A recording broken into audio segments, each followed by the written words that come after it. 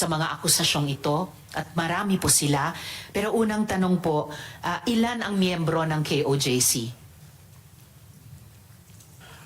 Salamat po, Madam Chair, sa pagkakataong ito na makaharap ko ang lahat ng mga nandirito at narinig ko ang kanilang mga testimonya. At magpasimula po tayo kay Ms. Valdehuesa. Pastor Kibuloy, Mr. Kibuloy, Madam yung Chair. tanong ko muna, ilan ang miyembro ng KOJC? More or less po sa tingnan ko po muna ang exact na Kahit in estimate po. more or less po, including mga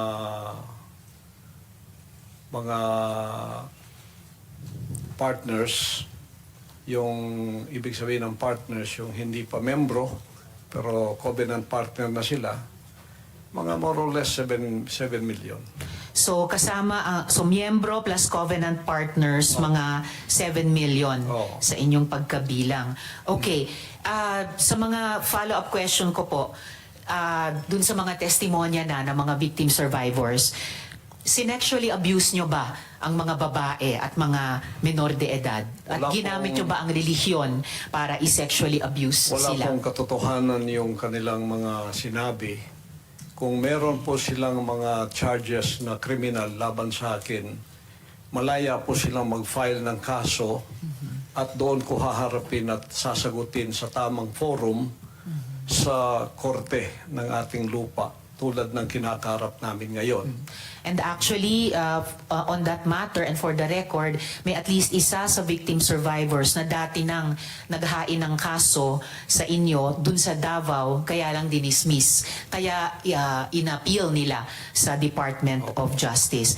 Yun naman pong mga testimonya ni na Ms. Valdehuesa at ni Julia, tinatanggi nyo ba ang mga testimonyang iyon? Tinatanggi ko po, wala pong mga katotohanan yung kanilang mga sinasabi, kundi sa aking paningin ay kabaligtaran. Ngunit hinahamon ko po silang mag-file ng kaso sapagkat ito'y mga kriminal na mga allegations. At ito ay para maging fair, ay maghain po sila ng mag-file sila ng kaso laban sa akin o kanino mang kanilang gustong mag-file laban sa mga kingdom na leaders or members, because we are under the law of the Republic. Tulad po kay Masayon, yung kanyang sinabi. Pastor, i-interrupt ko muna kayo doon dahil tinatanong ko muna yung mga testimonya ni na Ms. Valdehuesa at ni Julia. Sorry po. Pinalimos niyo po ba yung mga bata para i-sustain ang operasyon ng KOJC at para tustusan ang inyong lifestyle? Wala po kaming mga palisiya na magpalimos ang bata. Pero walang polisiya man, pinalimos niyo ba sila? Hindi po. Wala pong katotohanan yun. Okay. Yung mga adults po, Ganun din pinalimos nyo ba sila or pinayagan nyo ba silang maglimos para sa operasyon Hindi po. at lifestyle Wala ng pong KOJC? polisiyang ganon ang kingdom na magpalimos. Wala mang polisiya pero pinalimos nyo ba sila, Hindi yung po. mga adults? Hindi po. Wala pong katotohanan yun. Alright. Pinayagan nyo ba yung pang-aabuso at pag-torture sa mga miyembro nyo? Hindi Halimbawa yung parusang dry fast? Hindi rin po polisiya ng kingdom ang batas ng pagparusa ng tao ay ipapasting para mamatay. Napansin ko po, lagi kayong nagre-refer sa polisiya, pero ang tinatanong ko po ay yung practice. So, pinaabuso nyo ba, pinatotorture nyo ba yung mga miyembro nyo? Pinapa-dry fast nyo ba sila? Sa freedom of religion po natin, meron tayong separation of church and state. At tulad ng sinabi ko, yung fasting ay voluntary kung tatanggapin mo. Hindi po ipinipilit. Alright.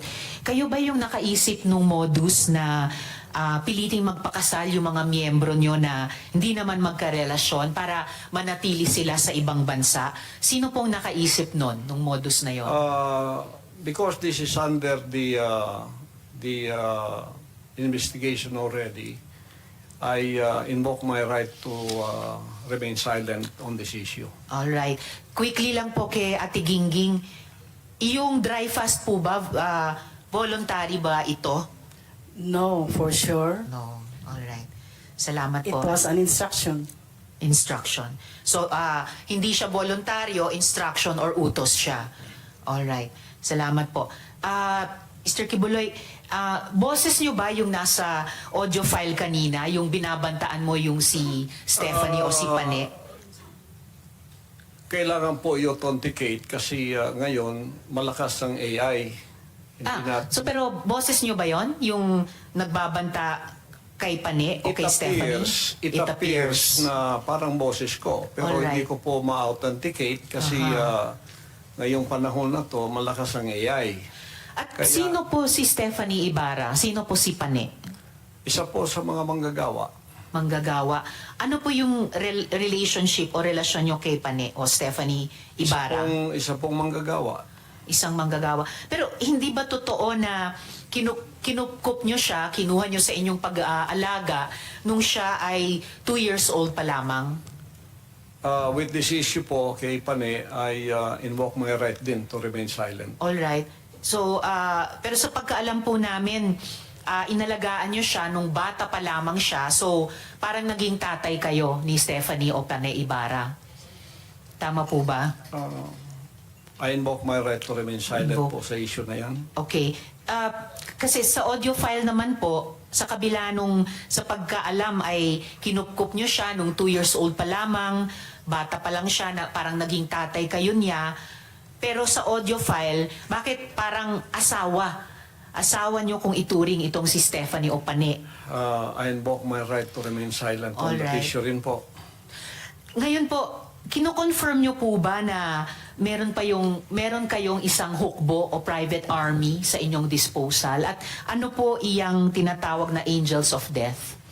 Yan po ay kasinungalingan at kung yan ay akusasyon, inihiling ko ang accuser na mag-file siya ng kaso laban sa akin. Okay. So, sinasabi nyo kasinungalingan yung isang hukbo na nasa inyong disposal. Opo. Pero ano naman po yung angels of death? Hindi ko po, invento po nila yan eh. Invento lamang. Ano ang, kanina po kasi sinabi po ni Sir Edward na yung, ano ba ito? Yung, saan na ba yung notes ko? Teka ha. Okay, Edward. Yung 2nd Metro Davao Signal Battalion ay may kaugnayan sa Task Force Davao. So, ano ang ugnayan kung mayroon ng Angels of Death dun sa DDS o Duterte Death Squad naman? Wala po akong personal knowledge niyan, so I Walang invoke personal my knowledge. right to remain silent on that issue also. Alright. Tapos, pwede nyo bang ibahagi sa amin, mula sa perspektiba nyo, yung detalye ng law enforcement kung papaano nakuha nila ang kustodiya sa inyo? Pakiulit po. Mula sa inyong pananaw at karanasan, paano pong nakustodiya kayo sa kamay ng gobyerno, ng ating law enforcement With agencies? that issue po, I also invoke my right to remain silent. Alright. Sige. Bago po ako dumako naman kina General Torre, meron po akong IFA-flash dito po sa ating monitor. Panoorin natin lahat, pati ninyo, Mr. Kibuloy.